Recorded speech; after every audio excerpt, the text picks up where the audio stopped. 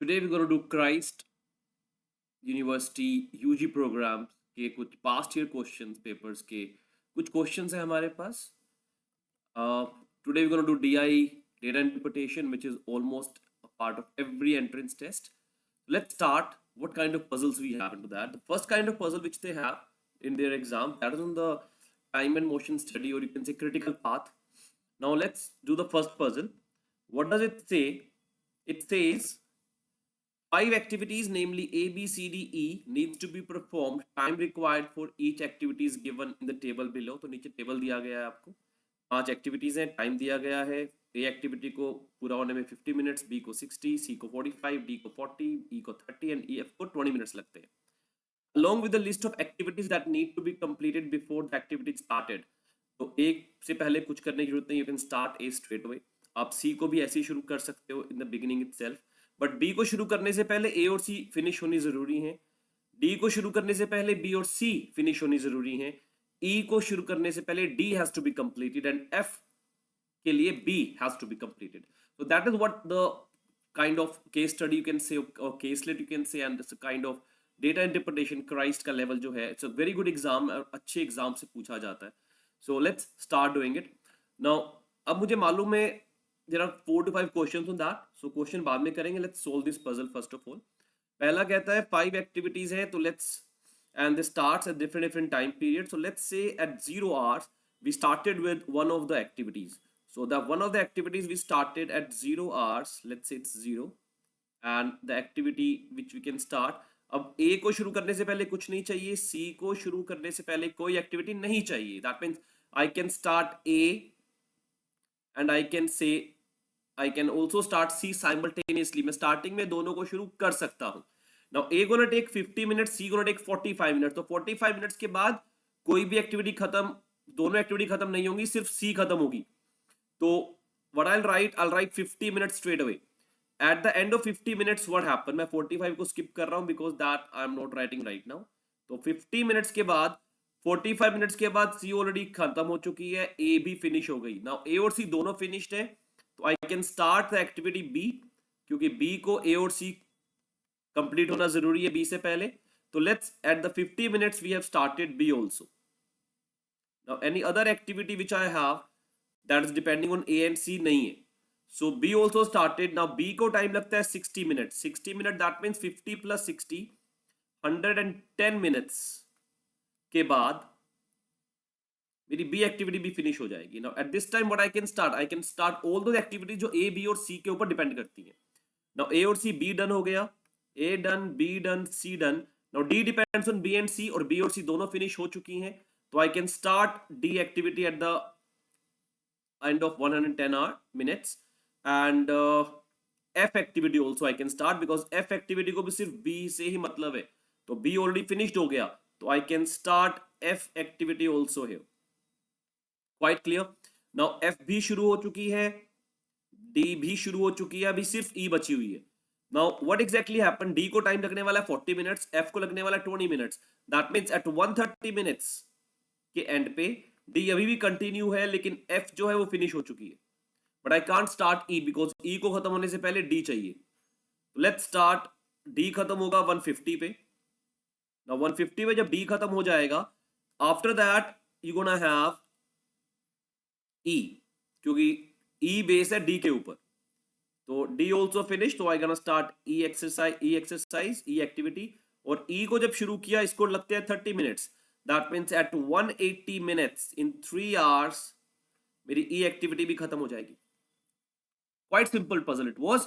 लेकिन हाँ, जिसने पहले कभी नहीं किया हुआ इस तरह का puzzle, they gonna face problem with this.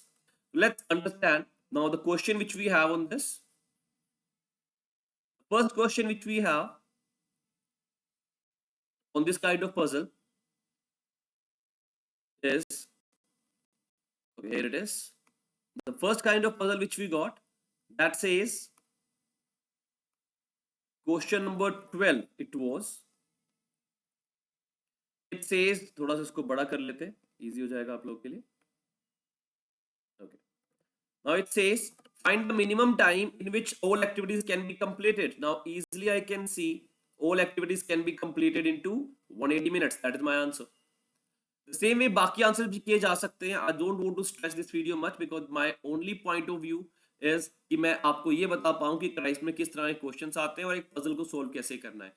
And just to inform you, we also gonna start a 90 hours of crash course, pre-crash I'll say, which will go till 7th of April.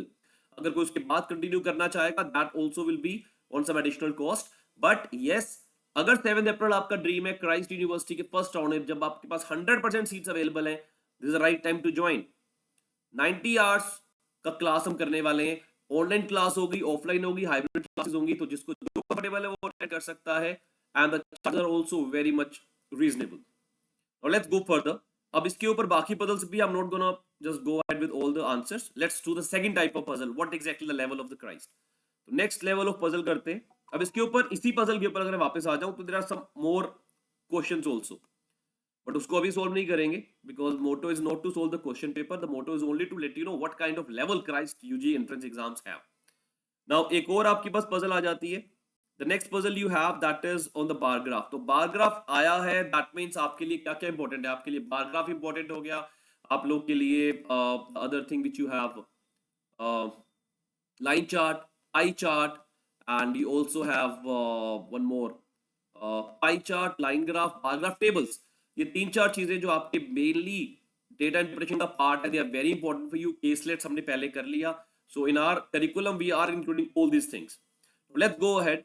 आगे next puzzle करते हैं. Next puzzle we have that is on the DI का part है, data interpretation bar graph आया है. तो first question it is simply says the bar graph given below shows the foreign exchange reserves of a country in million US dollars from 2001 से लेकर 2009 तक 8-9 तक दिखाया हुआ है. नीचे आप चेक कर सकते हो. Answer the question based on the graph. Foreign exchange reserves of a country in million US dollars दिया गया आपको. 0,000, 2,000, 3,000, 4,000. That is the slab on the Y axis. On the x-axis we have 2001 to 2 से 3, 3 से 4. Now they are the numbers are written. बहुत अच्छा आपके लिए easy है कैलकुलेटर. आपको ग्राफ को ज्यादा नहीं देखना, काइंड ऑफ टेबल हो गया क्योंकि नंबर्स लिखे हुए हैं. तो नंबर्स लिखे हुए हैं, इजी हो गया ना. You don't have to estimate what exactly it going to be.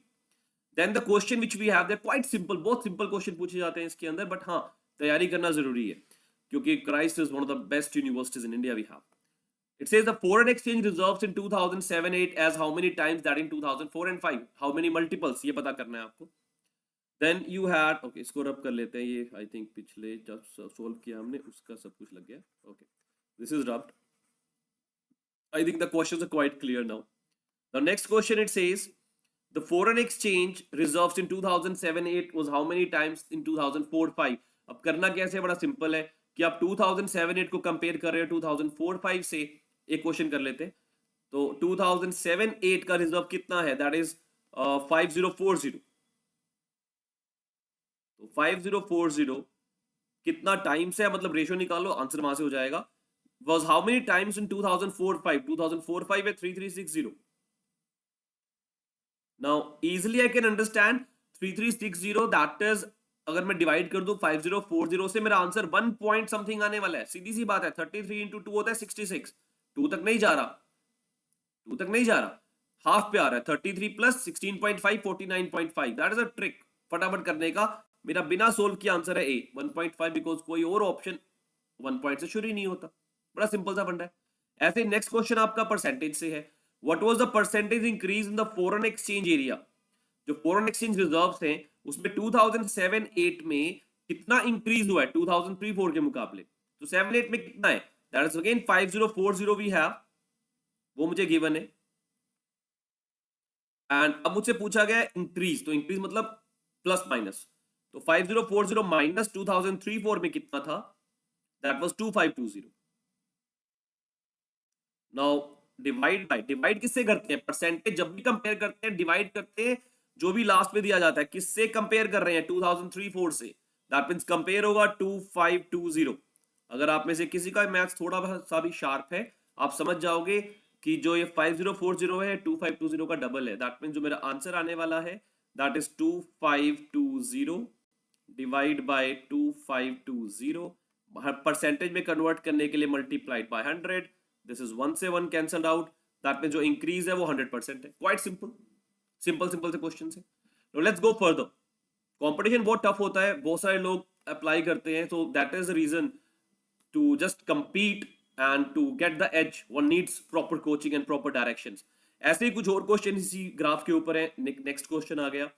Then that is on again percentage increase. Then we have next question he percentage increase के ऊपर ही है. Kind of percentage, ratio, proportion, average, ये mix होता है जब भी आप DI करते हैं, ये उसी का पार्ट है. ओके, बाकी यहाँ पे रीजनिंग क्वांट के क्वेश्चन है. एक और पजल है इस पेपर में जो आई हुई थी. I am doing only DI का part today. Reasoning quant English भी करवाएंगे, आपको बताएंगे किस तरह का लेवल आने वाला है, वो भी करेंगे, don't worry about it, but only day by day, every day. तो this is the first today the kind of demo I am gonna give to you guys कि हम करवाने क्या वाले हैं आप लोगों को. Now the next puzzle we have that is the set theory. ये सेट थ्योरी की पजल है. वेन डायग्राम, इसकी क्लास ऑनलाइन भी मैंने डाली हुई है यूट्यूब पे अपनी. Next see what exactly it says. It says in the class of 150 students, 45 को हिस्ट्री पसंद है, 65 को ज्योग्राफी पसंद है, 10 को दोनों पसंद है. क्लास 11 के फर्स्ट चैप्टर में सेट थ्योरी का टॉपिक है आपका मैथ में. जिनके पास मैथ्स था, नहीं था, तो वेन डायग्राम की क्लास जो हम करने वाले हैं उससे हेल्प हो जाएगी. हम क्या करते हैं इसमें, हम एक सेट थ्योरी में हम एक यूनिवर्सल सेट बना लेते हैं. इस यूनिवर्स के अंदर सब कुछ आ जाएगा. अब 150 स्टूडेंट्स टोटल है, तो टोटल यूनिवर्स के अंदर लेट्स से 150 स्टूडेंट्स हैं. उनमें से हिस्ट्री पसंद है 45 को, तो history is being liked by 45 people. Then geography is being liked by 65, तो हम इसको एक ज्योग्राफी हो गया बाहर 65 लिख दिया. एंड 10 लाइक बोथ, तो 10 लोग जो हैं वो दोनों को पसंद करते हैं. इंटरसेक्शन वर्ड यूज करते हैं हम इसके लिए, इंटरसेक्शन हो गया. Now the question says how many students take only geography. Now this only word makes a big thing. Now total लोग 65 थे. इस बच्चे ने गलत किया हुआ है, जिसका भी क्वेश्चन पे मेरे पास आया था. It was way back when it used to be offline, but pattern यही है, इसी के ऊपर हम तैयार करवा रहे हैं आपको पिछले 4-5 सालों से, and every time I'm getting good results. So हम इसी लेवल को थोड़ा सा आगे बढ़ाई करते हैं, बिकॉज देखो एग्जामिनर क्या करता है, वो आपके क्वेश्चन पेपर में जब क्वेश्चन बनाते हैं वो 100% चेंज कभी नहीं करता. वो 80% चीजें सेम रखता है, 90% चीजें सेम रखता है, 10-15-20% चीजें वेरी करती है. ठीक है ना. तो इस क्वेश्चन पेपर से मुझे पिछले 5 सालों में तो बहुत हेल्प हुई है. So every time I am getting good results. You can check that on our websites, और मेरी पिछली वीडियो में मैंने रिजल्ट दिखाए भी हैं आप लोगों को. Okay, let's go further. Question करते हैं. How many student take only geography. Now 65 मुझे मालूम है ज्योग्राफी है, 10 लोगों को दोनों पसंद है, तो यहाँ कितना बचा 55. I can do it with the maths also. I am doing it the reasoning right now. Reasoning is a easy way to do it. तो 10 55 65 पूरा हो गया. How did I do it. Total geography 65, ये पूरा circle जो था ये पूरा 65 का था. 10 यहां पर है, बाकी कितना बचा 55, तो आंसर गुना भी 55. फिर ये कहता है how many do not take either history और ज्योग्राफी. कितने, अब ये क्वेश्चन है यहाँ पर मिस्टेक है. एक्चुअली यहाँ पर डू नॉट टेक नहीं आएगा, हाउ मेनी टेक आएगा. ये एक्चुअल में क्वेश्चन है प्रॉब्लम, बिकॉज 76 और 77 दोनों क्वेश्चन जो थे वो सेम है. How many take either history और ज्योग्राफी. नाउ ईदर हिस्ट्री और ज्योग्राफी कितने हैं. नाउ अगर ये 45 है तो ये 35 है. टोटल कितना हो गया 35 एंड 10 45, 45 एंड 55 100. तो मेरा आंसर था 100. नेक्स्ट क्वेश्चन था how many students do not take any of the 2 subjects. अब एनी ऑफ द 2 सब्जेक्ट्स मतलब बाहर कितने लोग हैं. अब बाहर कितने लोग हैं, दैट मींस बाहर कहने का मतलब क्या है, यूनिवर्स के अंदर ये हिस्ट्री वाले हैं, ये ज्योग्राफी वाले हैं, जो बाहर है यहाँ पर, यहाँ सब बाहर जितने लोग हैं वो कौन है. वो लोग हैं जिनके पास ना हिस्ट्री है ना ज्योग्राफी है. अभी कितने हैं. अब टोटल हमने बता दिया 100 है, यूनिवर्स 150 लोगों का है, बाकी कितना बचा 50. दैट मींस यहाँ पर जो मेरा आंसर आएगा वो 50 आएगा. तो मेरा आंसर ऑप्शन नंबर सी बन जाता.